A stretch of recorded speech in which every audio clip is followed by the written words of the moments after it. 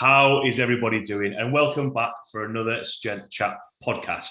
Today, I have got a very special guest for you. Today, I'm joined by a published scientist, professor at the University of Tampa, and a competitive bodybuilder. Today, I'm joined by the one and only Chris Barakat. How are you doing? Doing great, my man. Thank you for having me on. And No worries. I'm excited to chat. No worries at all. Thanks a lot for taking the time to jump on. How are you? What have you been up to? What's been happening in your world? Doing well, man.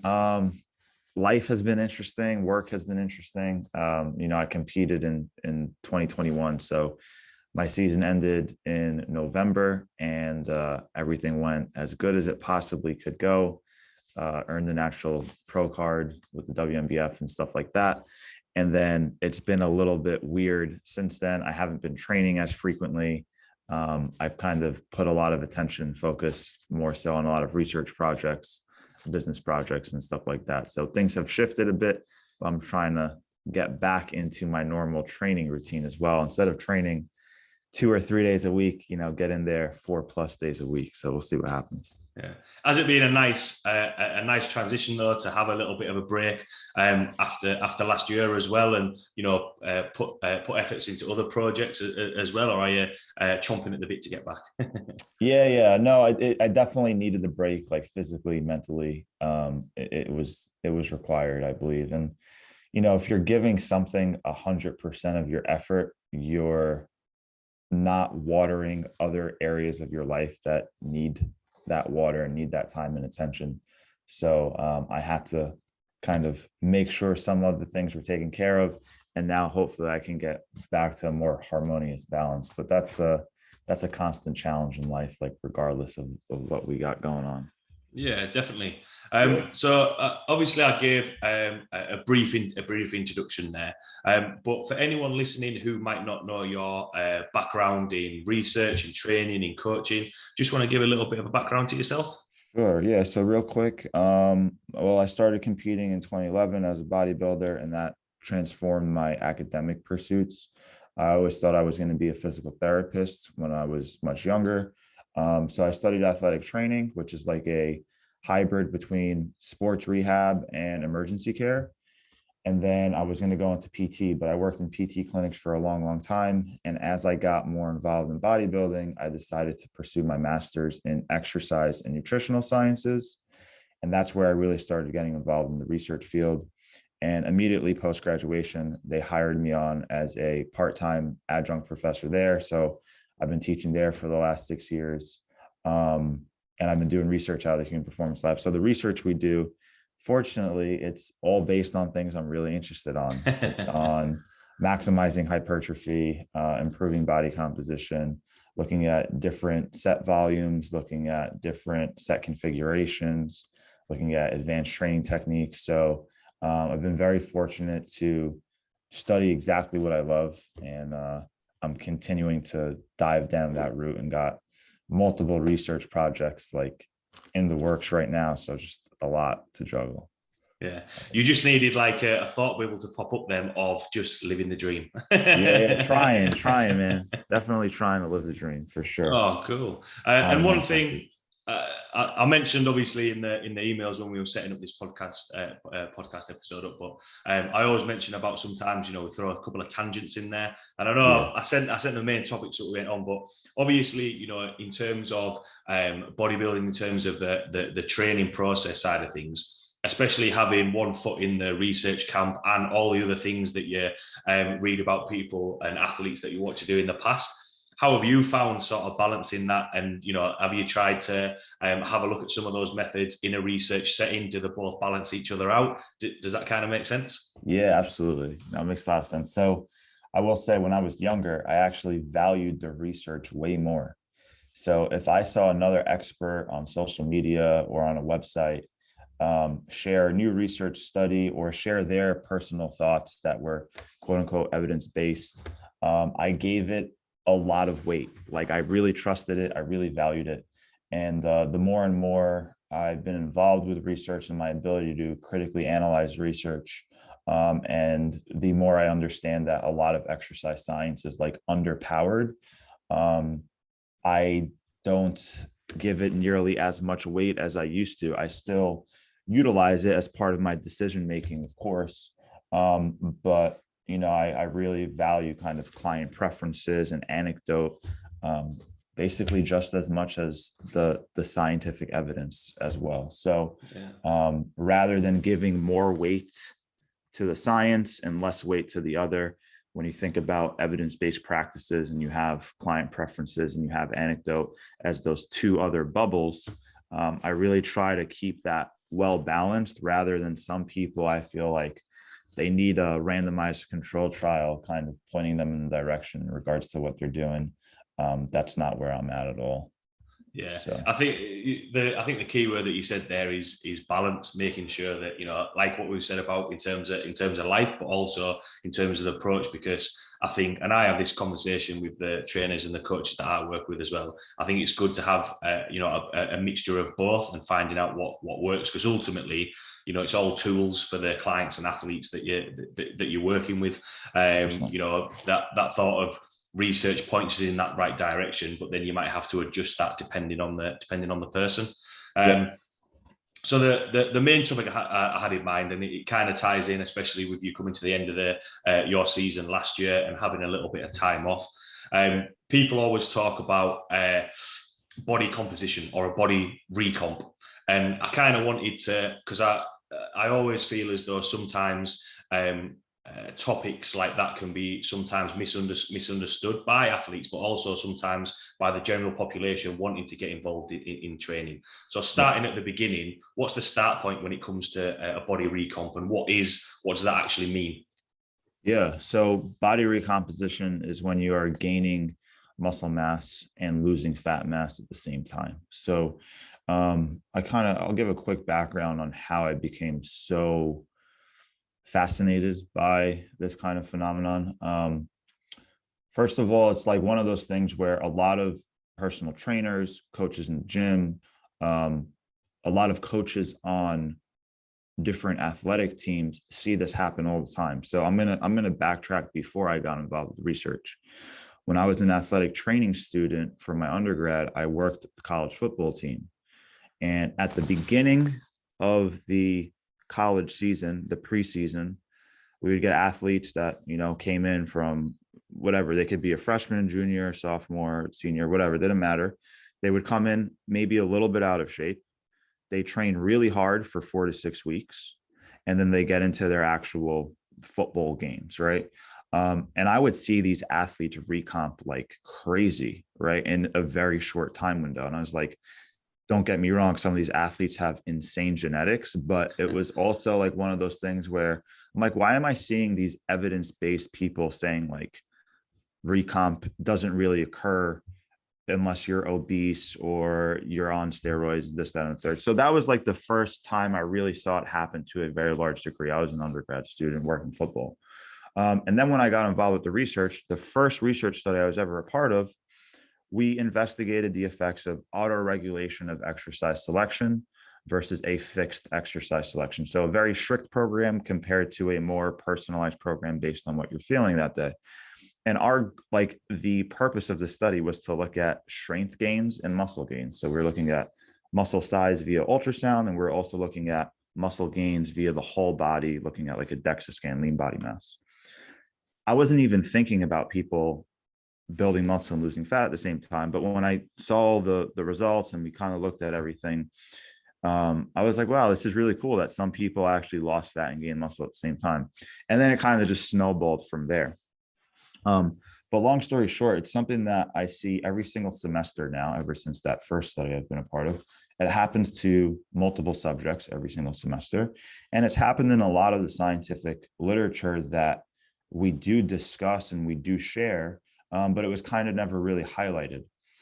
Sometimes the researchers just talk about the gains in muscle size and the gains in strength, but they didn't report the gains in total body composition changes because that wasn't a part of their study.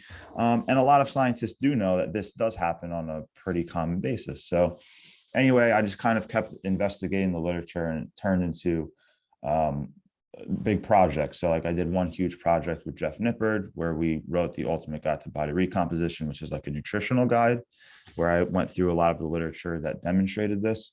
And then the following year, we got invited to write an article in this special topics journal that was bodybuilding focused with the Journal of Strength and Conditioning. The Strength and Conditioning Journal. So I was like, I told my mentor, Dr. Eduardo de Souza, I'm like, I've been sifting through a lot of the research looking at body recomposition. Let's do it on body recomp, right? So once that paper went out, it kind of made its rounds, and a lot of people were talking about it. Some people still want to act like it's not a common occurrence and whatever, but context is super important. So we can talk about that for sure, and I can share my thoughts, and we can have a strength chat here. Yeah, definitely. Obviously with that, when you mention it, you can see it happen, because that can happen in working with athletes that you've mentioned there. Does that vary from population to population? So when we're talking about a body recomp compared to the general population that coaches or trainers might be working with, compared to athletes, compared to more specific in terms of powerlifters or bodybuilders or weightlifters, is it sort of similar across the board, or does that vary? So I see the magnitude of recomp kind of vary based on each individual starting point, whether they're an athlete that's a beginner intermediate compared to a very advanced athlete, or they're a general population client. But there's a big difference between Gen Pop, who's been training for 10 years, and Gen Pops, who's been training for 2 to 3 years. So the way I like to kind of think of it is as a sliding scale. So the first component is you're going to have your muscle mass and your genetic potential to build muscle. So if you're on the very far end of the scale where you're not even close to your genetic potential, you don't have a lot of lean body mass on your frame relative to how much you can build, your rate of gain once introducing resistance training or improving your resistance training approach is going to be better, so you can gain muscle mass. Now, on the opposite end of the spectrum, you have fat mass. If you take somebody that has a bunch of body fat to lose and they still have a bunch of muscle to gain, they're in the perfect spot to see both of these tissues move in opposite directions and thus have a recomposition effect.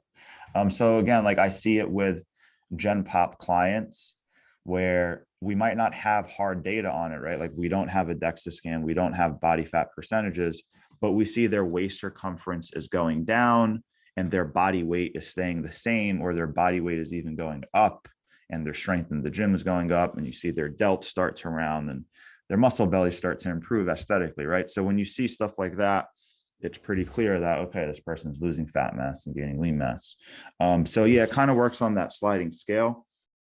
From an athlete perspective, there's a few different things. Like some people like to use training age as a way to define an athlete's level of advancement. Some people use terms like beginner, intermediate, advanced, or elite.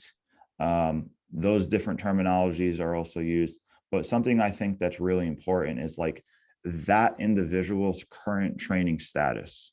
So like, let's take myself as a quick example. The last 3 months, I've been training really low volume, really low frequency, pretty low intensity. So right now I am detrained relative to my previous baseline. So I know that I can gain more lean body mass at a faster rate than I usually would be able to, because I'm currently detrained, even though I've been lifting for 11 years. Like that doesn't matter anymore. My current status is detrained. So even if you take an elite athlete, if they had an off season and they come to you in the preseason, this has been kind of shown in the literature quite frequently. There's some really cool studies on rugby players, actually. They kind of see this recomposition occur, at the beginning of that point, even though they're strong as heck. They've been training for, 6 years, whatever it may be. So they have a high level of advancement, but they're currently in a position where their body fat's a little higher and their lean mass is a little lower. So they're going to have this recomposition occur if they dial in their nutrition and they have a progressive training approach. Yeah. Yeah, that's it. That's an interesting way of looking at it for the detraining side of things, because is that just talking more about the sort of the athlete side of things, is that a good approach to have? Because obviously it's a case of that's going to change in their pre-season, potentially in their off-season, but then for X amount of months during their season, they're just going to maintain. And then, you know, they're going to go through that cycle again. Is there a way of making that a little bit more efficient, if you like, or is that always going to be that process? Does that kind of make sense? Yeah, I think it's very common for like sport athletes to kind of go through this. If they do have a true off season and they're just stepping away from resistance training for quite a while, or their frequency goes way down compared to what it normally is, I think that's just going to be part of the nature of the game. And there's nothing necessarily wrong with that.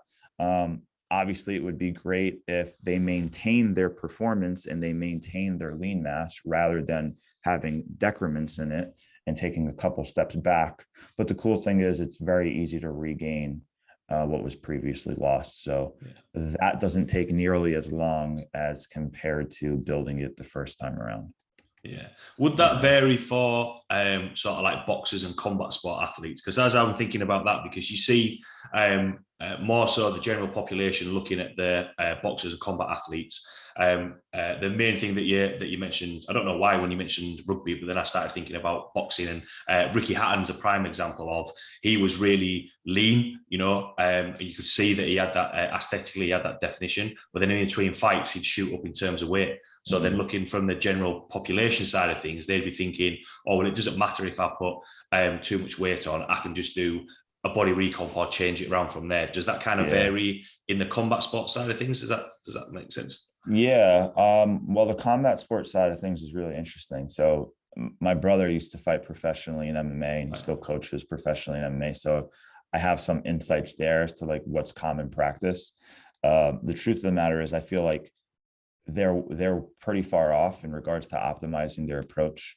And they can learn a lot from people like bodybuilders, because a lot of these MMA fighters do pretty drastic weight cuts in 8 to 12 week fight camps, where their ability to maintain their lean mass is absolutely hindered because their caloric deficit is way too aggressive. So if they took a more like methodical, logical, scientific approach, or kind of took more of like a natural bodybuilder's approach, where they're dieting for 16 to 20 weeks, their training intensity doesn't have to be that high for that long, like because fight camps just usually aren't that long. But if they took a smarter nutritional approach, their body composition outcomes would definitely be better, where either they're going to have a better recomp, or their ability to preserve their muscle mass while dieting down and losing a bunch of weight is going to be much higher.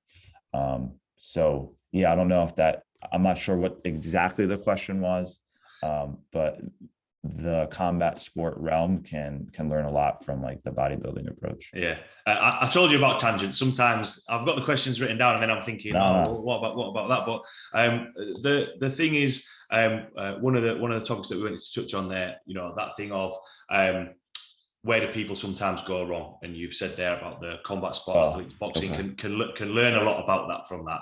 But in terms of what are they wanting to learn and the things that you can pick up from that, how do you balance that training and nutrition side of things to have that best practice, that best approach to make sure that when you do a body recomp, you're actually getting what you want out of it, rather than, because the last thing that you want to do is just, muscle just, tumbling down.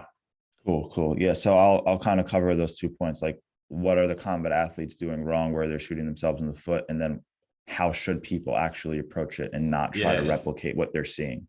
Yeah. Okay. So a big thing that a lot of athletes, or just a lot of people in general, do wrong when they approach weight loss and fat loss is they're way too aggressive with their deficit, and they're really focused on the scale. So for a combat athlete, they need to make a certain weight. So there is some logical reason as to why they are so focused on the scale, because they need to weigh in and make weight. When it comes to general pop, they're still overly focused on the scale, and they put random numbers in their head where they're like, okay, I think I'm going to look good at this weight. This is the weight I want to be. So especially for females, they automatically assume, let's just take a 160 pound female. They automatically assume that they're going to look amazing at 130 pounds. So all they want to do is lose 30 pounds. They don't care how they do that. Where the truth of the matter is, they would probably look way better at 145 if they gained a lot of muscle and lost a lot of fat, right? Like that's where they're going to get the curves and the shapes and the aesthetics. And then obviously the same things for males. But anyway, with the combat athletes, by being, and with general population, by being too focused on the scale and being overly aggressive with your diet, you're hindering your ability to build muscle and lose fat at the same time. Now you're just losing fat and muscle at the same time, okay? Which also means your performance in the gym is going to be much harder to progress. Your recovery isn't going to be as good. And you're just going to be in a more chronically stressed state, because the calorie deficit in itself is a physiological stressor. The training itself is a physiological stressor. So now you're just digging a bigger ditch than you truly can recover from. If you truly focused on fat loss rather than weight loss, you're using the scale as a tool, and you're no longer determining your success based on how much weight you're losing.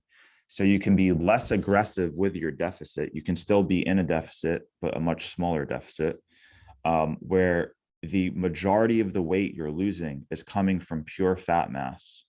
And you have enough amino acids coming in, enough overall calories coming in to still support your performance in the gym and your recovery out of the gym.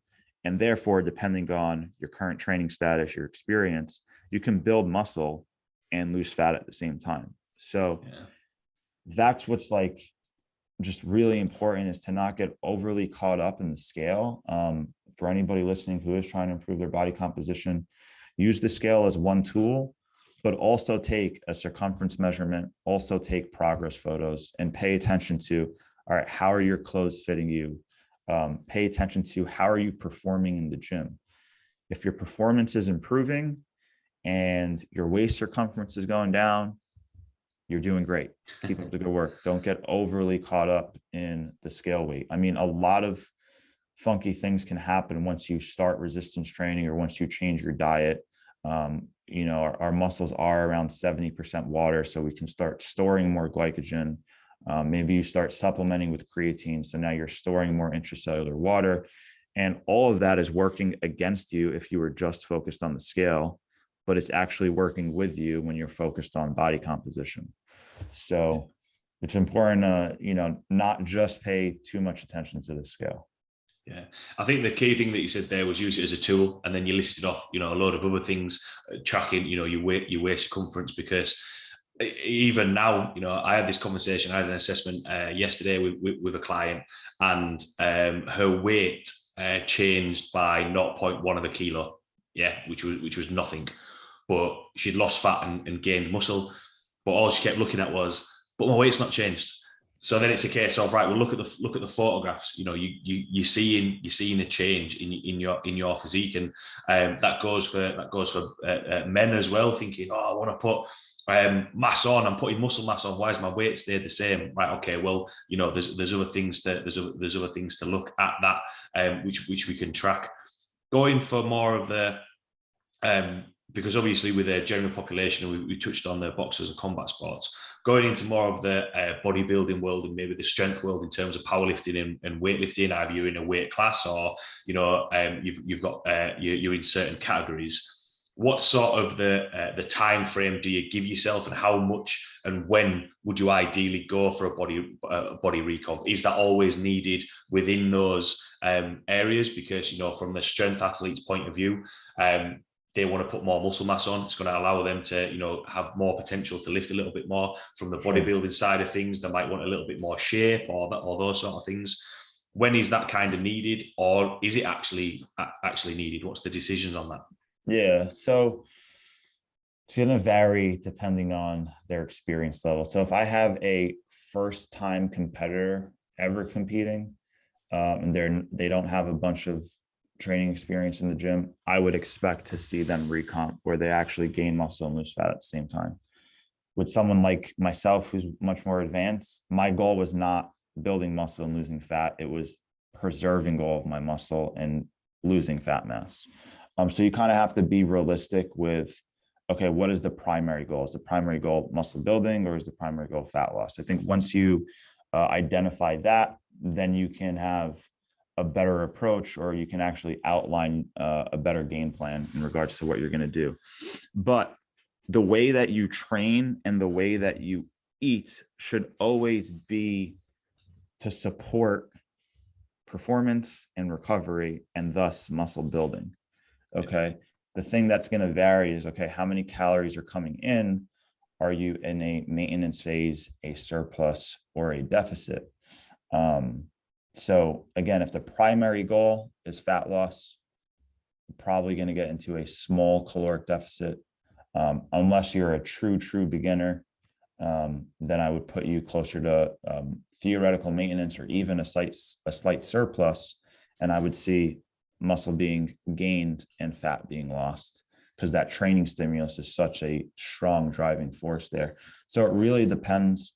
When it comes to powerlifters and them making a specific weight class, I think they need to be realistic with themselves and understand what weight do they perform really well at.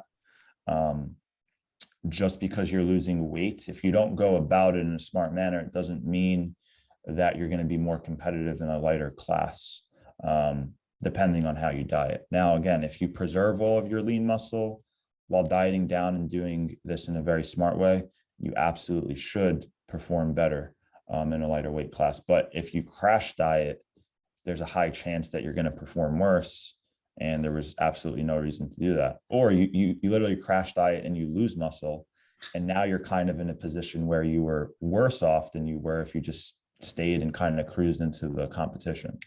So it depends, are you doing this for fun? Are you doing this because you want to become a national level powerlifter? Are you really trying to, climb the ranks? Or is this something that you're doing to put your attention and focus on and make you a better person at the end of the day, but you don't have these crazy competitive aspirations? I think it's going to kind of vary. Yeah, I think there when you're saying about, it's going to affect the performance in the gym, that's what everyone gets involved with, whether they get involved in bodybuilding, strength training, everyone gets involved because they enjoy training. If that starts being hindered, then you're not going to end up enjoying that process as much. Do you think that's maybe one of the main ways that people often go wrong? Sometimes don't know why they're doing it, or they'll try and do things too much where they're losing muscle mass, and then end up getting into a cycle where this might be a completely different tangent, where they think, oh, well, I need to gain weight, I need to lose weight, and then they end up getting into a cycle of not actually knowing what they're doing, and it's suffering their performance in the gym. 100%. A lot of people just follow what's common practice, right? So like it can be someone's first powerlifting meet ever, and they're like, oh, okay, I'm going to go into a lighter weight class. And you're like, why? And their response will be like, well, that's what everybody does. They lose a little bit of weight during their powerlifting prep so they can be more competitive in a lighter weight class. And then, my response would be like, well, this is your first powerlifting meet ever. So why don't you kind of just eat in a manner that's best for your performance, and just most sustainable and most enjoyable and like less stressful, and just go perform and enjoy that first time experience rather than just following ship. So yeah, I think a lot of people kind of just blindly follow what other people do. And that can be this other approach of, oh, I need to do a massing phase and I need to do a cutting phase and I need to do massing phases and cutting phases. Or it can be as silly and as crazy as what I see all the time with resistance training, powerlifting, and bodybuilding, is you have somebody that's a novice or an intermediate, and they pick up a bodybuilder. Well, back in the day, it was a bodybuilding magazine. Now it's an online article or a social media post or something of a professional athlete, right? Somebody who's been doing this for 15 years plus, and they decide that they want to do their workout, right? So like for a Gen Pop person, that would be, your average 35-year-old male that sees this pro bodybuilder on social media and says, or an 18-year-old, whatever, and says, hey, I want to go in the gym and do their workout. So they're doing 16 sets of chest, but they normally do 0 sets of chest per week, right? And they do that in one training session. And then they're sore for like 6 days and they feel terrible and they don't really even enjoy it that much.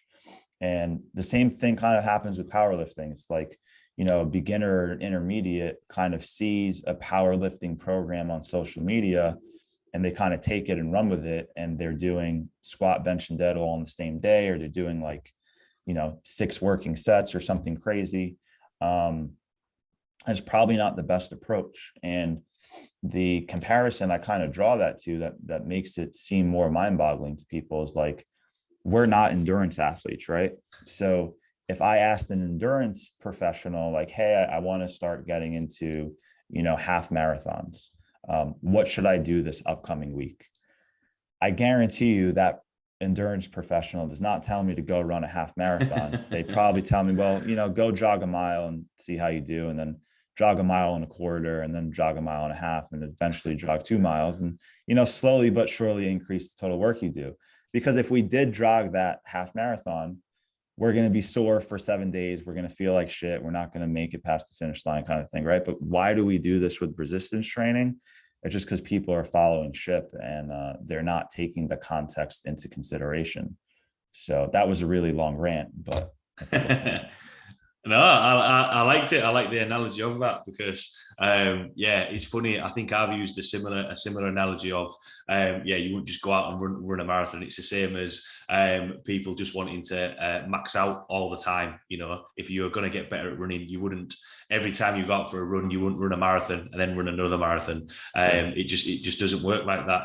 On the same sort of, or just a sideline to that, when obviously people find, you know, do this workout and, you know, you're going to get big shoulders, big chest, whatever it may be.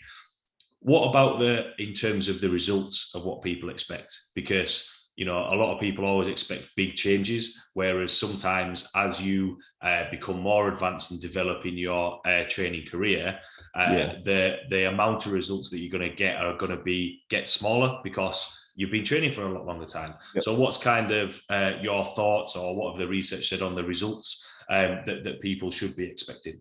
Yeah, just give me 1 second and I'm going to answer that. I gotta distract my puppy with something. He's chewing on something he shouldn't chew. Hey, Riv, come here, buddy. Okay, sorry about that. It's all right. So yeah, expectations are an interesting topic, and I kind of take a different approach here. It's easiest to have no expectations at all, fall in love with the process, and just kind of be happy with where you land. That would be great, but that doesn't happen with a lot of people. The reason why I kind of take a different approach with expectations is because each individual truly does respond quite differently. So we're familiar with this normal distribution curve, or this normal bell curve, where around 65% of this population is going to respond pretty similarly. And you can say that this is how the average response is when it comes to resistance training or fat loss, whatever it may be, strength gain. But we truly have outliers on both ends of the spectrum. Some people respond really, really poorly, regardless of how dialed in everything is. Some people respond really, really, really well, where they get accused of taking anabolics and whatnot.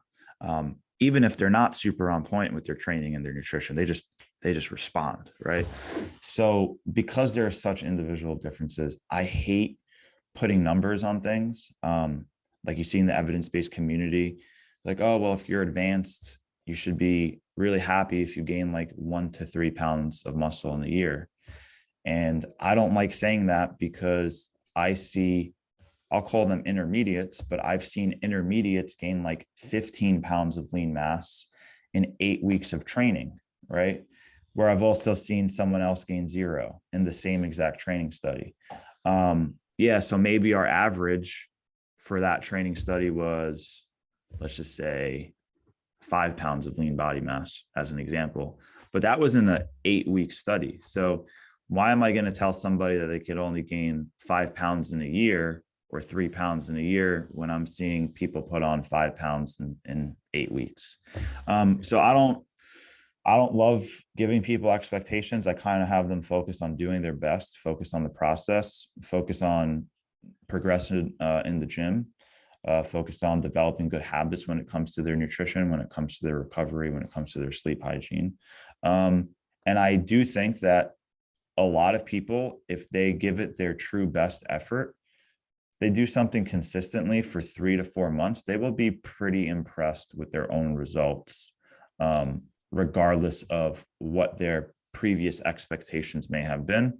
If they truly give it their best effort, they're usually pretty darn satisfied. A lot of the people that aren't too happy with the results, oftentimes they are kind of, I don't want to say cutting corners, but a part of the plan is far from optimal. Maybe they don't know that, but if they improved that part of the plan, they would see better results. So I'm not a huge fan when it comes to expectations.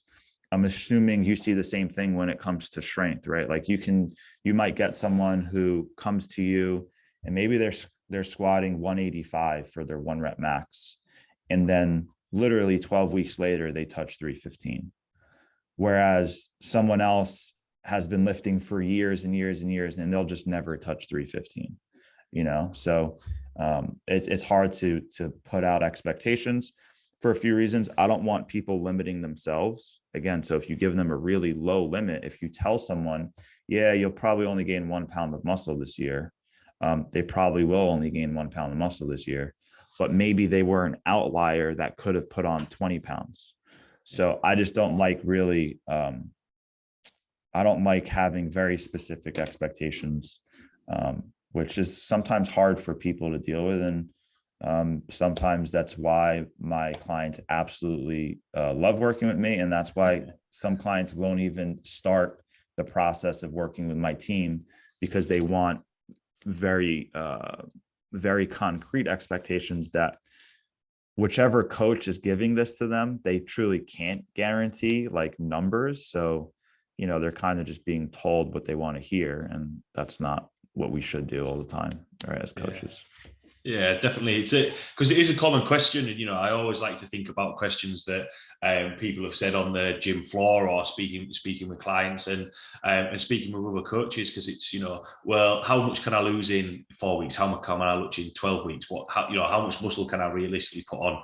And, you mentioned it a couple of times there. Everyone's different. Some people just have to look at a dumbbell and all of a sudden their arms are bigger, whereas other people it takes time. And a couple of things that you mentioned there in terms of being optimal in terms of nutrition, sleep hygiene, recovery.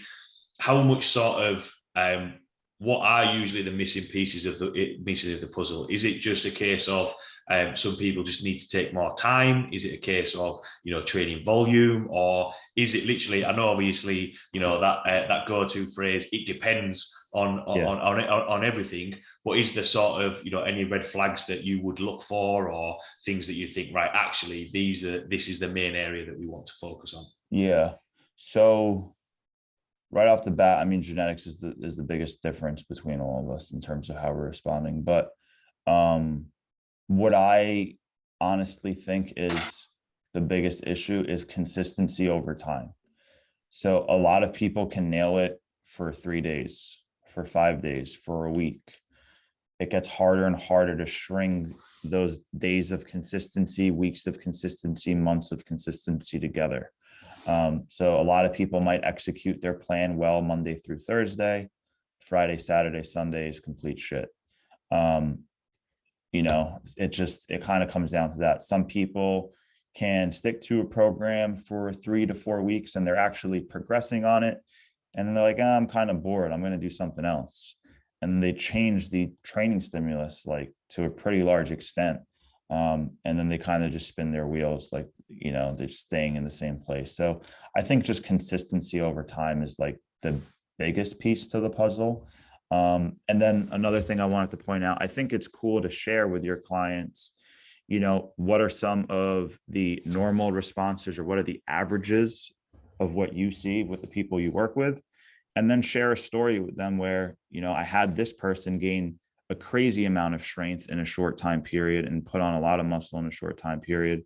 And I had someone else who, really didn't gain that much, but at least they developed better habits and they became kind of more mentally resilient, and they still enjoyed the mental and emotional benefits of exercise, even if they didn't see a ton of physical changes. You know, it can be a great outlet to relieve stress, improve attention and focus, so on and so forth. So, you know, obviously some people want physical outcomes, and that's why they might get started. But at least for me, even though I am aesthetically focused on bodybuilding and building muscle, I mean, I would weight train and wear a hoodie and a jacket for the rest of my life, and nobody would ever see my physique ever, as long as I can train, because it's such a mental, emotional, beneficial tool for me that I kind of need. So yeah. Yeah, I think that's a good point to touch on. You know, because that consistency side of things, you know, only doing it for a couple of days, it's time after time, all the time that outlines. It's a little bit like at the start of the year. What's the best plan to get results? 3 times 52. Go to the gym 3 times a week, every week for a year. And things will happen from there. And then all of the other things that we talked about in terms of the body comp and those sort of things, you know, they're just additional things, like what you mentioned earlier on. Is it for fun? Is it for a weight class? Is it for, you know, whatever else it may be? Kind of preempted it a little bit there as well. But lots of topics covered there. But the last question that I always like to ask is, from everything that we've chatted about there, what would be your take-home points or words of wisdom? So take-home points, again, if your goal is improving body composition and your primary goal is fat loss, don't be overly aggressive with your calorie deficit. Start nice and slow. So again, I think I want to give you guys some numbers to work with. I think trying to lose anywhere from 0.5 to 1% of your body weight per week can be a good goal for a lot of people, especially if you have a lot of body fat to lose. But don't pay too much attention to the scale. Utilize other tools like circumference measurements and progress photos to actually see how you're changing. Understand the difference between total body mass and what makes up your body mass. So you have lean mass, fat mass, bone density, and water. You have different compartments that actually make up your weight. So don't be discouraged if that weight isn't changing too much, if you're seeing changes to those other compartments. And then, I mean, another thing, we didn't really touch on protein intake, but I would recommend protein intake be quote unquote relatively high. A recommendation I give is usually 1.2 to 1.6 grams of protein per pound of lean body mass. So that does require you to guesstimate your current body fat percent. And again, if you're off by 5%, it's not a big deal. Your protein intake is still going to stay relatively the same. You should know if you're 30% body fat or 20% body fat or 10% body fats. You know, if you're off by a few percentage points, it's not a big deal. So you can guesstimate your body fat and then guesstimate your lean body mass and give yourself 1.2 to 1.6 grams of protein per pound of lean body mass. Any other take-home points? Don't be afraid to just eat around caloric maintenance and focus on improving training performance and making sure you have enough fuel coming in to recover really well. So if your performance is progressing and you're recovering well, you're probably building some muscle, right? It's a pretty good sign that things are moving in the right direction. Literally, if you have a greater circumference of muscle fibers, right, greater cross-sectional area or more fibers in series, you now have more tissue that can produce force. So we understand that there is a huge neurological component to gaining strength. It is a skill, something that you kind of learn over time, but there is also that physical component of your muscle fibers actually creating force and creating that tension. So yeah, make sure that you're doing everything you can to progress slowly but surely in the gym. And that's kind of where I'm at right now. Yeah, I think that was some good points to finish on. The one thing that I like there is, what's the sign of progress? Progress. If you're lifting heavier in the gym, it's gonna that's gonna happen. I know we covered quite a lot of different topics, and maybe the processes surrounding body recomp, and obviously we could have dived into a lot more in the nutrition side of things and protein targets, but just having an understanding of the reason behind things and seeing that there are a lot of other ways to manage progress and see how your body can change. So thanks a lot, Chris, for taking the time to jump on. Really enjoyed chatting with you. For everyone listening who might have any questions about what we've chatted about today, see the content you put out there, or maybe get involved in some coaching with you, where can people find you or reach out to you? Yeah, you guys can find me. I'm most active on Instagram, but I'm like actually intentionally decreasing my activity on Instagram and social media. But I'm most active on Instagram. So my handle there is at Christopher.Barakat, just my full name. And you can also follow my brand's account, which is School of Gains. So you can check out schoolofgains.com. Gains is spelled with a Z. On that website, you'll find information for coaching, but also a bunch of free resources, articles, videos, all the research that I've done that's published and accessible is on there. And then some training programs, or that ebook, The Ultimate Guide to Body Recomp, is on there as well. So you can check out all of that at schoolofgains.com. Awesome. 100%. Everyone listening, check out all that information, because that'll keep you busy and keep your brain ticking over for a while. Sure. Thanks a lot, Chris, for taking the time to jump on. Thanks a lot to everyone listening, and I will see you all next week. Sounds good.